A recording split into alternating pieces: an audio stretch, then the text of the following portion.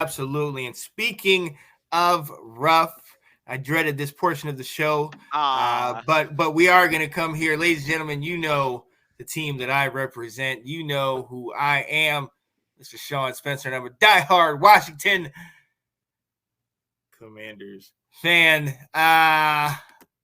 And we have some issues in house. We have a lot of issues in house. Dan you Snyder is always going to yes. be Stan You Snyder are is your issues. owner. You on should have been January called the 2nd. Washington He will be Issues instead of the He's Commanders. invited to the House committee to talk to them. Obviously, he's probably not going to do that. Yeah, he's trying to get out of the country. We have our defensive coordinator talking about an insurrection being a dust up. Yep. I'm not going to get into that. But we also have one of our best players, probably unanimously best player in his last 3 years. I mean, who else? Who else? Chase Who Young, else? if he didn't get injured last year, could Chase Young was so bad last year, to be honest. He played 4 games. But he wasn't great in the 4th. Yeah, he had 0 sacks. Terry McLaurin he's been the guy all the way through each year getting 1,000 yards. This guy, he is in contract disputes with Washington. Apparently, they are not close, and there have been a lot of rumors. Dylan, I'm going to let you go ahead and first start this roast. What are your thoughts? Where do you think he might go? Can we get a deal done? So Terry McLaurin, I mean, he's been on the team for like a couple of years now, which is that's just sad, to be honest. Having to stay on Washington for more than a year, man. Anyway, so Terry McLaurin. No, Mom, I will not be nice. So Terry McLaurin has gone through this is gonna be his 5th different quarterback in the last 3 years. Yep. He's not had a good one either. It's been Alex Smith. He had 1 game of Ryan Fitzpatrick. You know, he had a quarter of Ryan. He didn't even have a full game. He did. He only had a quarter of the 3rd best RYA coach. Oh my goodness So gracious! and they even drafted his replacement this year. They drafted Jahan Dotson. So I think Washington knew that they weren't going to be able to keep McLaurin.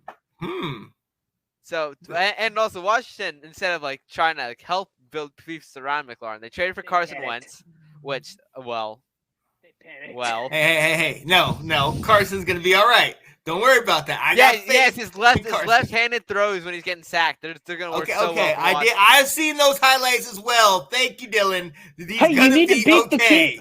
You have to beat the team that's so bad they're getting the number 1 pick to make the playoffs, and you can't even do that. Thank you, Jaguars, by the way. Steelers went to the playoffs because of you. Love you guys. And then imploded. Even when Carson Wentz is not throwing interceptions, he's going to be handing it off to Antonio Gibson. You know what Antonio Gibson's going to do? He's going to fumble the ball. So now you got 2 different ways to get turned over. That's where I'm hoping that our 3rd-round draft pick, Mr. Brian Robinson of Alabama, we can He's get not him going to fumble the ball? action. No, we need to get him running the ball because Gibby, he still has a little foot issue. Man, look, you still have McKissick, who pulled a whole 180 on Buffalo to come back. I don't know. Yeah, I thought that was interesting. Also, because you got the Buffalo. Why would you do that? Good team, good quarterback. Why would you coach. leave a Super Bowl contender to come back to play here? Why? Because the culture is actually damn good. You got jokes, man. You got jokes. The only reason that Washington is worth watching this year is the defense. So defense is going to be good because the defense has been pretty good the last couple of years. But that has nothing to do with Terry McLaurin. So, Terry, look, wow. We're murdering this guy. So all right. So, come on. Give me some hope, man. Don't keep torturing me. You will probably get a 1st-round pick in the Terry McLaurin. There's no hope of us even keeping him? Nah. Let me talk. I have 5 destinations where I think he could go. I have my 2 top contenders, and I have 3 wild cards. My first team on the list, and the team I think is going to get in this offseason, the Kansas City Chiefs. They have a big need at wide receiver. They have the cap space. They like to throw money around in the offseason. I don't think Juju Smith-Schuster is going to work out there. I really don't. I think he's going to be too busy making TikToks with Jackson Mahomes in the locker room. Wow. Yep. I could see him going there. Now, team numero dos. Quarterback. Team that trying to throw a lot of money at a wide receiver, but he didn't want to play for them anymore and left. Dylan's team, the Green Bay Packers, is my second top choice.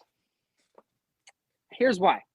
Again, they have the cap space. They were willing to pay up for Davante Adams. Davante didn't want to play there anymore, so he left. So they have that need. They have the cash. Again, Packers, I could see making him.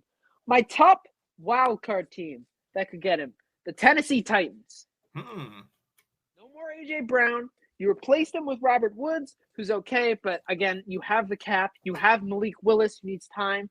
You get Malik Willis, a young weapon, in Terry McLaurin. It makes sense. And then this is my second wild card team, which is me being very biased and holding out a lot of hope and giving a lot of slack and taking all of the flyers. We let Deontay Johnson walk and we get Scary Terry for the Steelers. I could see that happening because we have a new GM who wants to cement his place to the Steelers. He has a lot to live up to from Kevin. And now he takes the mantle, and his first move was big. His first move, he got Minkah Fitzpatrick.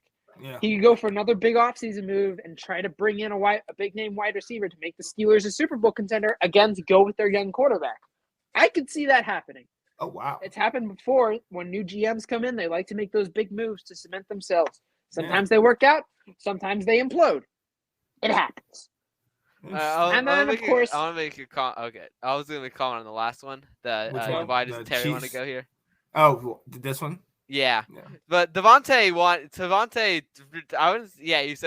wanted to get paid a ton of money, but then after that, you wanted to go to his college quarterback, Derek Carr. I wouldn't say it's more the Packers, him just more wanting to play with the Raiders over the Packers. And also, Terry McLaurin has no choice. He has no trade clause.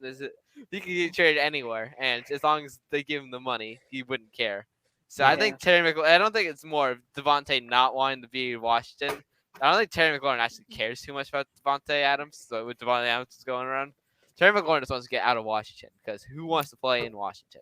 Yeah, that's where it's coming to. I cannot argue with you on that. That is my fifth tier here, and that is Washington re-signs Terry McLaurin. It's down towards the bottom of my list of possibilities, but it could still happen. Again, Washington, if they're really looking to build up, they're going to have to overpay him. They're going to have to overpay him a considerable amount. They're going to probably have to pay him more than the Rams are paying Cooper Kupp for him to stay. But they have that cap space, and I could see them doing it because it's Dan Snyder who likes to just huck money around. I mean, he hucked like $100 million at like Albert Haynesworth way back when. But it makes you think though, because he has not hucked it around yet. It's like you have the money. Why aren't you putting this out there? So it makes me wonder if all this. No, he's going to sign Carson Wentz to a 7-year extension instead of paying McLaurin. We've seen him do it before. I will say that Washington made an interesting play because they drafted Chris Paul, which is a very fun play. They drafted Chris Paul, so now Chris Paul is playing for them. He's coming from the NBA. You mean the lineman? Yeah.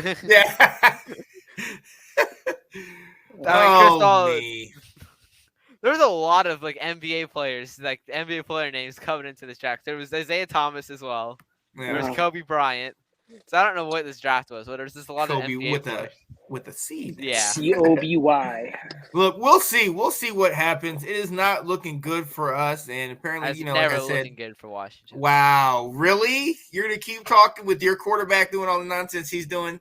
Look, I think it's gonna be fine for Washington. You keep talking with all the nonsense your field, I'm not worried. As far as with Terry McLaurin, though, I think, and now listening to what you said about maybe they got Jahan Dotson as a replacement, the safety valve in case, because we also got Cole Turner, which is making strides at tight end.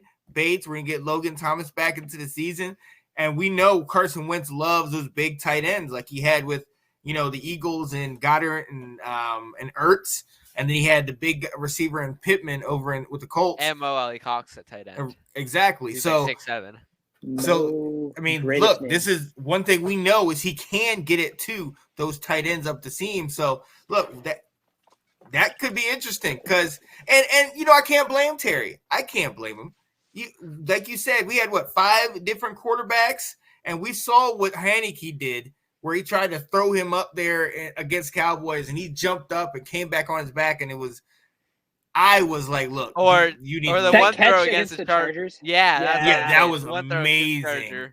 I was looking at it and I'm like, okay, that's a pick. That's obviously a pick. I went through the defender's hands and into his, and I went, dang. Well, that could have been that was a touchdown. That was a touchdown if he just throws it a bit further.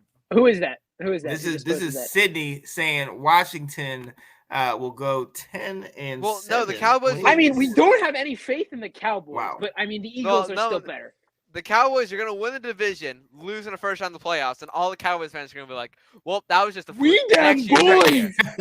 Next year's the year. Next year is the year. See, if we overpay another running back that we took way too high, it'll happen. We might be able to win more games. Look, thanks for watching. If you like that clip, be sure to check out the other great content from the Let's Talk Football community.